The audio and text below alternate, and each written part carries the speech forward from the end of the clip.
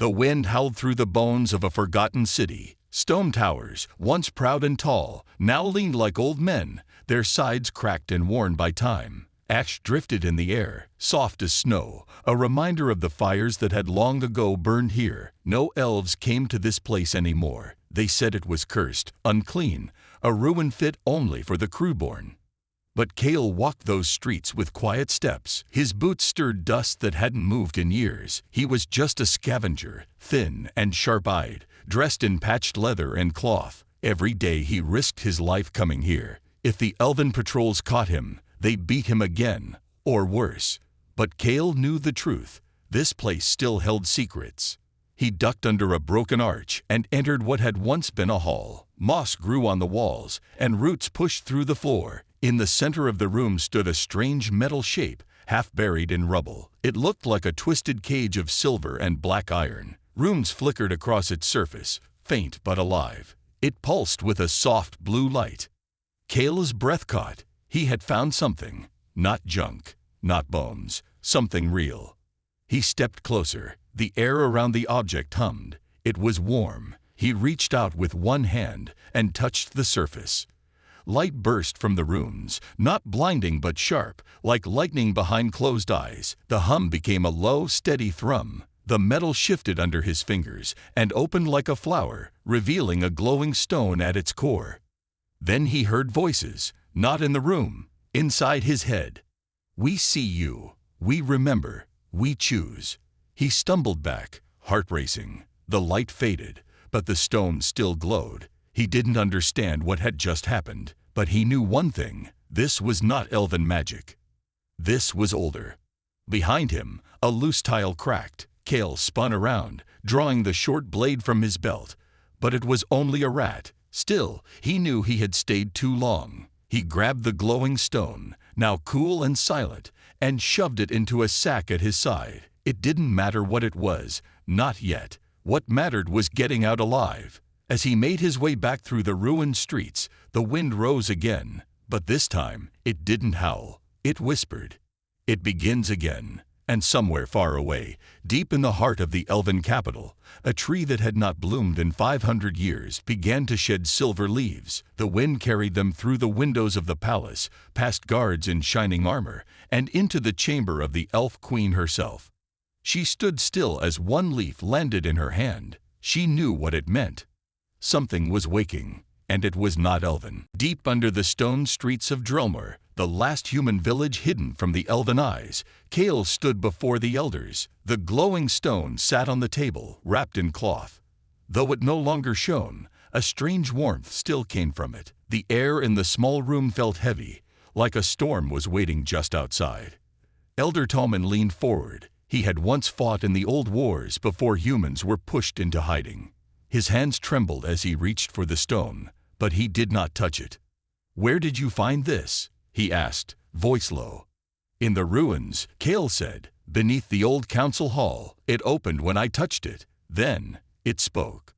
The other elders shifted in their seats. Some looked afraid, others curious. "What did it say?" Tommen asked. "Not much, only that it sees me, that it remembers, that it chooses." A silence followed. Only the crackle of the fire filled the room. Outside, the sounds of the village faded. People had stopped working. They could feel something had changed. Tommen looked at the others, then back at Kale. "You may have awakened a power older than the elves. Before they ruled the skies, before they shaped the land, we thought it was all stories. But this could be real."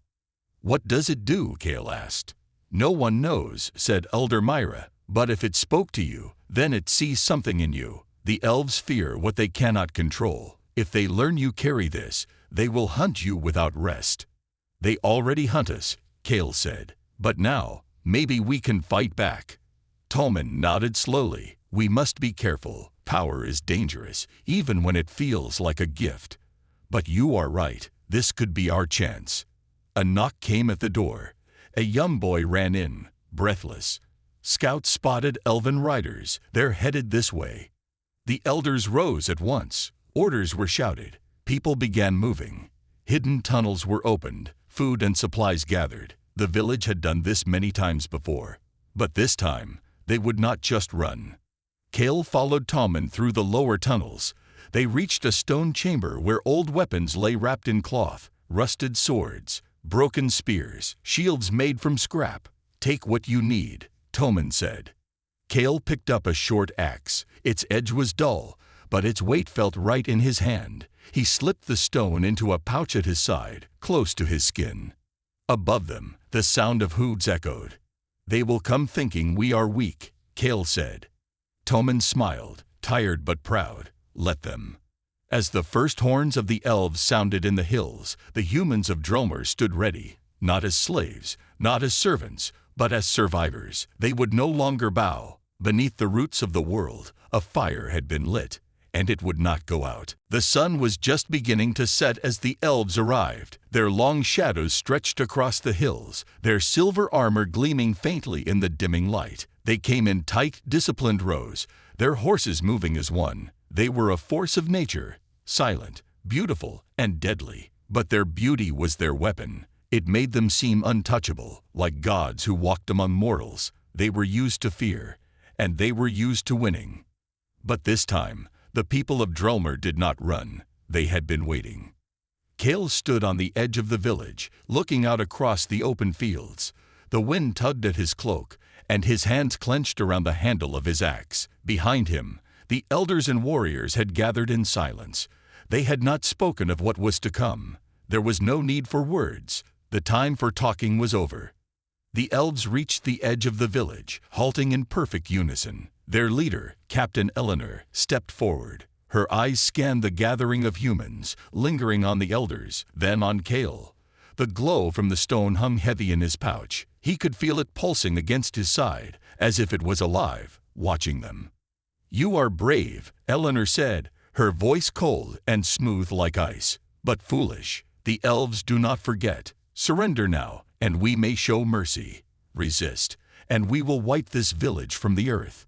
Kale stepped forward. His heart pounded, but his voice was steady. "You've taken everything from us. Our homes, our freedom, our lives. We have nothing left to lose."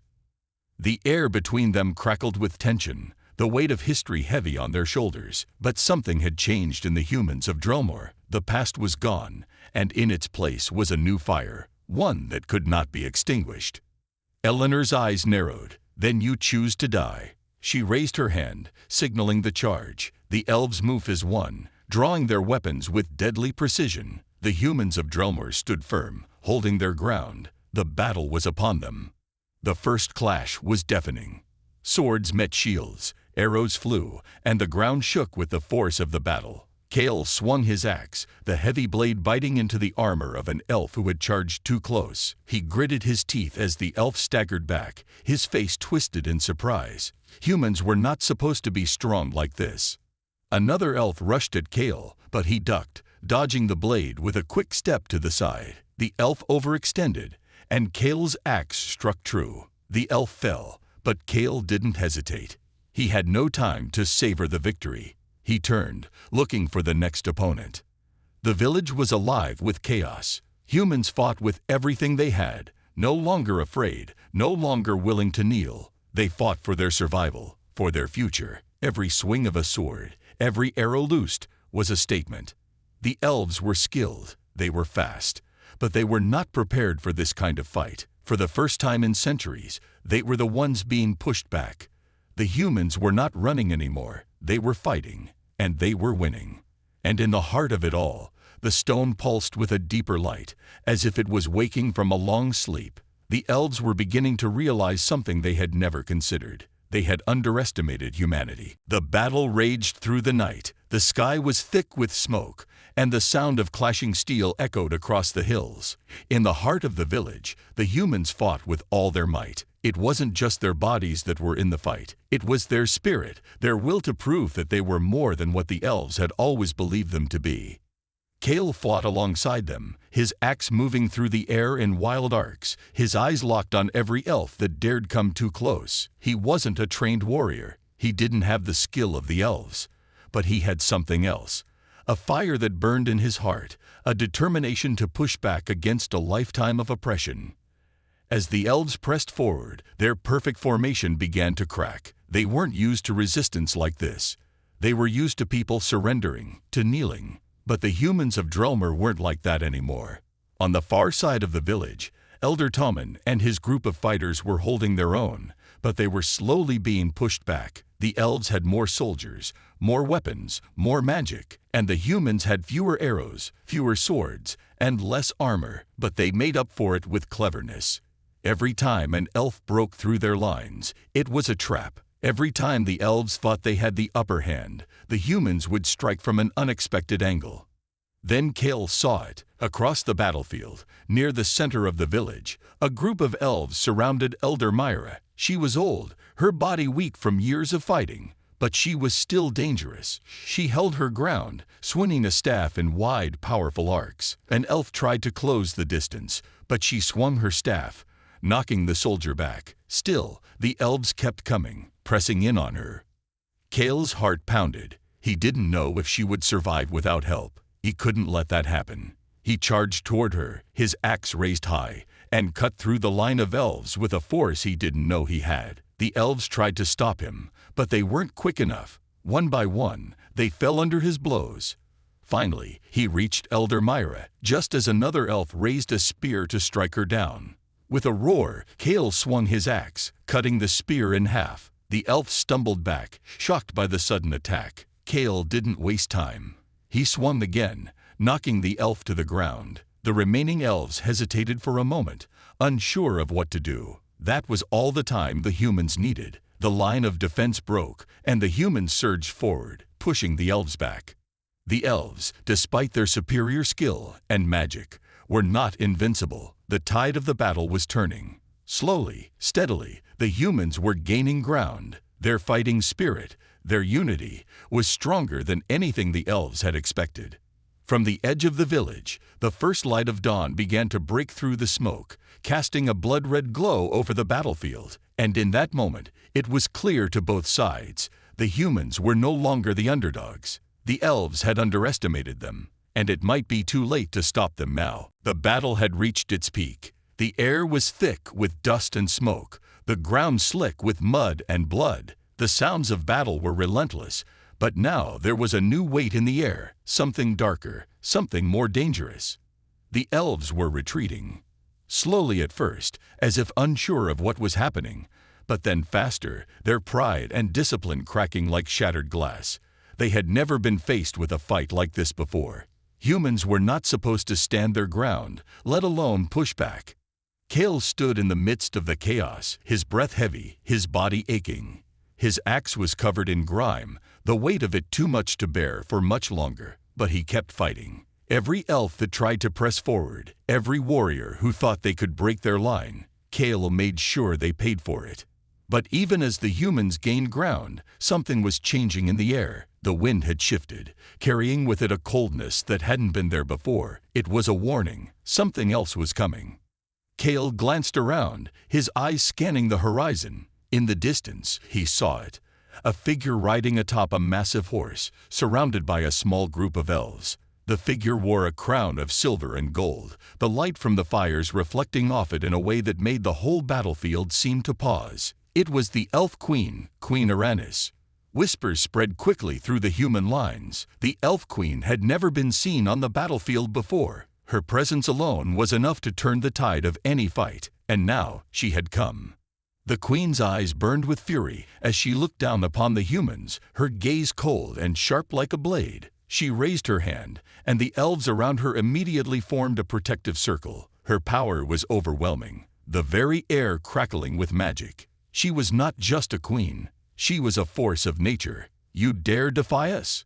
Her voice echoed across the field, a calm storm in the middle of the chaos. You who have nothing, who have been nothing, will now face the wrath of the elves. Kale clenched his fists. He had never seen anything like this before. The air felt heavy, like the weight of centuries of elven rule was bearing down on him. But he couldn't back down now, not after everything they had fought for. Queen Aranis raised her hand again, and the elves around her began to move, their magic swirling around them in a dark, powerful storm. The ground trembled beneath their feet. The humans braced themselves, knowing that this was the moment that would decide everything. Kale turned to Elder Tommen, who stood beside him, his face grim. "We can't fight her directly," he said quietly. "She is too powerful." Kale nodded, his mind racing. The stone, the glowing stone, was still in his pouch. He had no idea what it could do, but he had to believe it was the key. The humans had no chance of beating the Queen's magic with strength alone. The Queen's magic twisted and writhed around her, like a storm ready to break. She was powerful, but she was not unstoppable. And for the first time, Kale felt that the tables had truly turned. The Queen had come, but so had humanity's last hope, and he would make sure the Queen never forgot the price of underestimating them. The battlefield had quieted. The elves formed a circle around Queen Aranis, her presence like a shadow that stretched over everything. The humans, though they had been fighting hard, could feel the change in the air. The wind had shifted. Something was different now. Kale stood at the edge of the human lines, the glowing stone still warm against his side. He could feel it, pulsing with energy, as if it was waiting for him to do something. The fear of the Elf Queen's magic hung over him, but there was also something else, something that called to him from the depths of the stone. The Queen's eyes locked onto Kale. "You," she said, her voice cold and commanding. "You carry the Heartforge. You think you can challenge us." Kale's heart raced, but he didn't flinch. He didn't have a choice now. This battle was far from over. If he had any hope of stopping the Queen's power, it was now or never. "I don't think," he called back, his voice steady. "I know." He drew the stone from his pouch and held it in his hands. The moment the stone touched the air, a strange energy surged through him. It was like a pulse, a heartbeat. He could feel the power in it, ancient and untamed. The stone had chosen him, and for the first time, he understood why. The elves stiffened. Queen Aranis' eyes narrowed, and for the first time, something like uncertainty flickered across her face. She had heard stories of the Heartforge, of its power to bend the world to its will, but it had been lost for centuries. The elves had thought it was nothing but a myth. But here it was, in the hands of a human. "No," the Queen said, her voice a growl. "You cannot control it. The Heartforge is not for your kind." But Kale didn't listen. The stone pulsed again, and this time, he felt it. Felt its power flooding through him. He raised the stone above his head, and the ground beneath him trembled. The air around him crackled with energy, and the very sky seemed to darken. The humans looked up, their eyes wide. They had seen magic before, but nothing like this. This was not the magic of the elves. This was something different, something primal. Queen Aranis stepped forward, her hand raised as if to strike, but the stone in Cal's hand flared brighter, and a wave of energy shot out from it. The Queen's magic faltered, her focus broken by the sheer force of the Heartforge. Kale's eyes burned with determination. "This is our fight," he shouted to his people. "We are not your slaves. We never were." The human warriors, seeing the power that Kale had unlocked, rallied around him. The elves, who had been so sure of their victory, hesitated. They had never faced anything like this before. The Heartforge was not just a weapon, it was a force, and now it was in the hands of someone who would not bow down. Kale's mind raced. The Queen's magic was still strong, but the Heartforge was stronger. The stone's power surged again, and for a brief moment, Kale saw something, an image, a vision, of the world before the elves had come, before their reign of oppression had begun. He could feel it now, the heartbeat of the world itself, and he was connected to it. "We fight for the future," Kale whispered, and with that, the battle was no longer about strength. It was about the will to stand, to rise, and to take back what was theirs. And the humans would not be denied. The air was thick with tension, as if the world itself was holding its breath. Kale stood in the center of the battlefield, the Heartforge glowing brightly in his hands. The stone's power surged through him, pulsing with the rhythm of an ancient heart. It felt alive, like a heartbeat that echoed deep within the earth. Queen Aranis watched him with a mixture of anger and disbelief. She had never imagined that a human, a mere mortal, could wield such power. Her face twisted with frustration, and she raised her hand, calling her elves into a tight formation. She was not ready to admit defeat, not yet, But Kale could feel the power of the Heartforge growing stronger. With each breath, it seemed to pulse with more force, as if it were calling out to the very earth beneath them. It was as if the land itself had awakened, answering the stone's call. "You cannot control it," Queen Uranus said through gritted teeth. "The Heartforge was never meant for humans. You do not understand its power." "I don't need to understand it," Kale replied, his voice steady but filled with determination. "I just need to use it."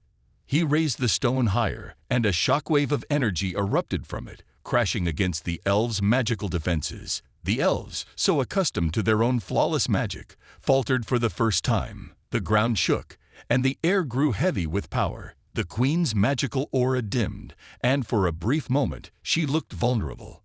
The elves began to panic, their formation breaking as they struggled to hold back the force of the Heartforge. They had underestimated humanity's resolve, and now they were paying the price. Kale pushed forward, stepping into the heart of the chaos. The stone in his hands thrummed with power, and he could feel it working with him, not against him. It was as though the stone was guiding him, urging him to strike where it would hurt the most. The queen, furious and desperate, summoned a final burst of magic. Her eyes glowed with a fierce light as she called forth a storm of energy, lightning crackling in her hands. "You dare defy me. You will regret this." But Kale did not flinch. He stepped forward, and in a single powerful motion, he thrust the Heartforge into the air. The stone's light blazed brighter than ever before, and the ground beneath the elves' feet cracked wide open, sending them stumbling back. The queen's magic splintered and collapsed, unable to hold against the Heartforge's power. The humans rallied around Kale, their voices rising in unison, a roar of defiance. They were not just fighting for survival anymore, they were fighting for their freedom, for a future where they were no longer beneath the elves. The queen's eyes widened in shock, her strength waning as the Heartforge continued to glow with relentless force. Kale could see her faltering, her power slipping away. For the first time in centuries, the elves were not invincible. With one final cry of determination, Kale slammed the stone into the earth. A massive shockwave burst from the Heartforge, and the battlefield was filled with light. The elves were thrown backward, their forces scattered. The humans stood firm, their eyes filled with hope. The battle was far from over, but for the first time, it felt as if the tide had truly turned, and the humans, once oppressed and broken, were finally rising. The battlefield was quiet now, but the air still felt thick with tension. The ground was scorched, the trees splintered, and the smoke from the fires hung like a heavy fog. But in the midst of the destruction, something had changed. The humans, once broken and oppressed, stood tall, their faces filled with a new kind of hope. Kale looked around at the scene, his heart pounding in his chest. The Heartforge still glowed in his hands, its power slowly fading, but its message was clear. The humans had won. Queen Uranus lay on the ground, her silver armor tarnished and cracked. Her once proud figure was now defeated, her magic fading into nothingness. Her eyes, filled with fury, met Kale's. She could not speak, but her gaze held the weight of centuries of arrogance and disdain. Kale walked slowly toward her, his axe still hanging at his side. He did not feel triumph or hatred. He only felt a deep weariness, the kind that came from fighting a battle that had lasted too long. "This is over," Kale said quietly, his voice steady. "Your reign is finished." The queen glared at him, her breath ragged. "You, humans, you think you have won. You cannot defeat us all. My people will rise again." But Kale shook his head. "Your people have already lost," he replied. "You were never as strong as you thought you were, not when you treated others as less than yourselves. We were never just your subjects. We've always been more than that." The humans around Kale murmured in agreement, their voices rising in a chorus of support. They had fought for their freedom, for the right to be seen as equals, and they had won. The elf queen had underestimated them. She had underestimated their strength, their courage, their unity. As Kale turned away from the fallen queen, he looked to his people. The elders, the warriors, the farmers, and the children. Each of them had stood side by side. Each of them had played their part in this battle. They were no longer just the oppressed. They were something more now. They were a force, a new beginning. "The Heartforge has shown us our power," Kale said, his voice carrying across the field. But it is not the stone that makes us strong. It is the will to stand together. It is our unity, our belief in ourselves. The humans cheered, a loud, triumphant cry that echoed across the battlefield. It was a sound of victory, yes, but also of something more, a promise of change, of a world where humans would no longer be beneath the elves, but equal to them.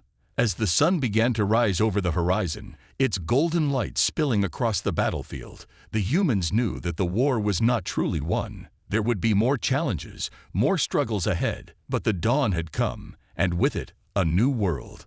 A world where they would no longer be slaves, where they would no longer be ruled by the arrogance of the elves. A world where humanity would finally take its rightful place in the light.